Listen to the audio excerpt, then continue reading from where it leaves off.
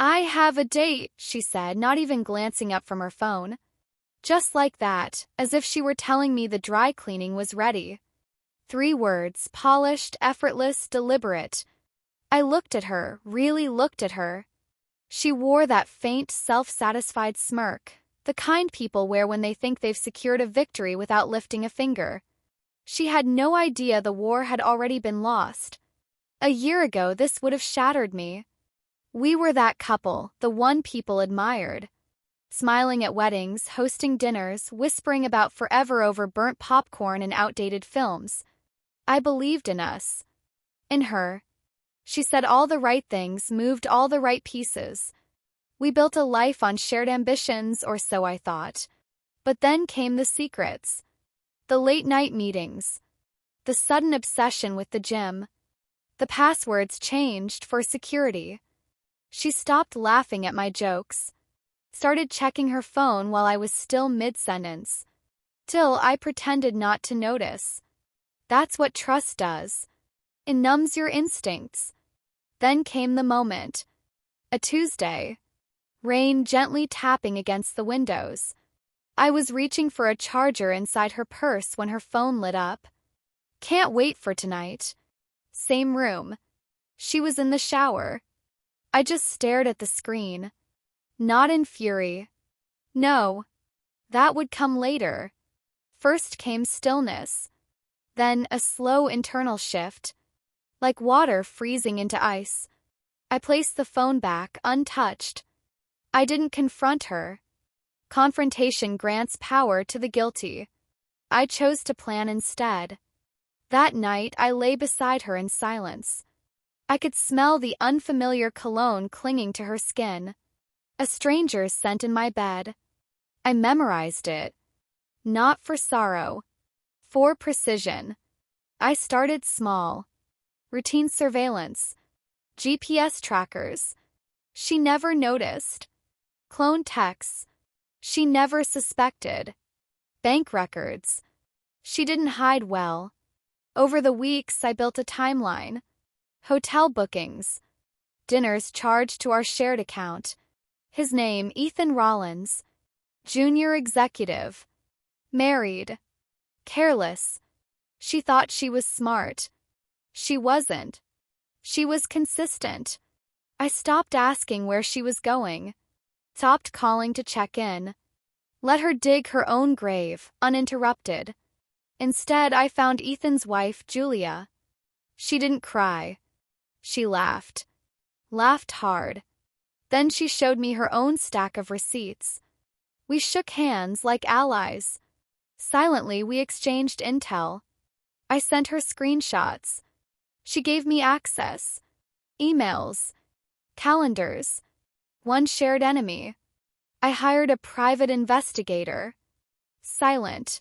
Discreet. Expensive. Worth every penny. Within weeks, I had photos. Timestamps. Enough dirt to bury a corporation. But I wasn't done. She and I shared a business. I was the legal owner. She was the face. My name was on the documents. The patents. Trademarks. While she was out finding herself, I was restructuring the company. Shifting shares. Rewriting contracts. Locking doors she didn't know had locks. By the time she realized it, it was already over. Last Thursday, I told her I'd made a reservation for us, somewhere special. I said, dress up.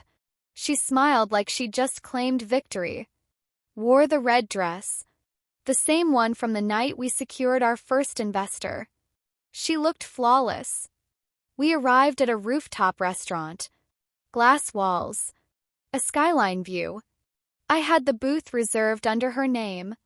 A name she'd never own again. We sat. Wine arrived.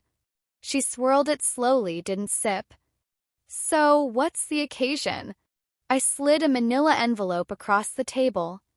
She chuckled until she opened it. Affair. Embezzlement. And breaches. All meticulously documented. Signed statements. Screenshots. Text logs. A letter from Ethan's wife's attorney. Her smug expression faded. I said nothing, just observed. She reached for her glass. Her hand shook. This isn't. It is.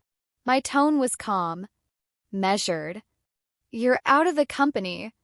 All assets frozen. Ethan's under investigation for corporate theft. His wife is divorcing him. You're named in the lawsuit. She opened her mouth.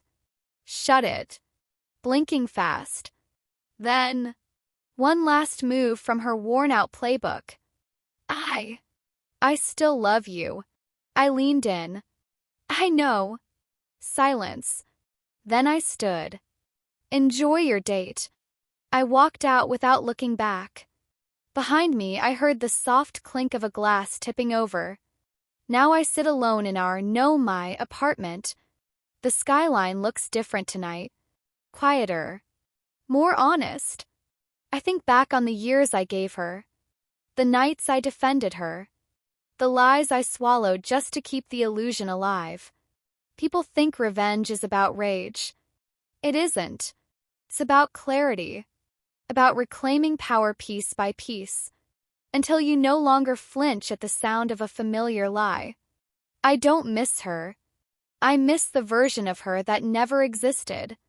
And now, she'll remember this night every time she tries to rebuild. Every time she hears my name on a product she once pitched. Every time she pours a glass of wine and waits for a man who doesn't show. 'Cause I did show up once.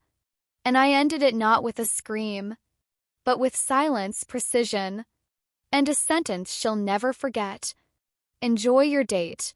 If you watched until the end, tell us where you're watching from, subscribe to the channel, and share this story with someone who needs to hear it.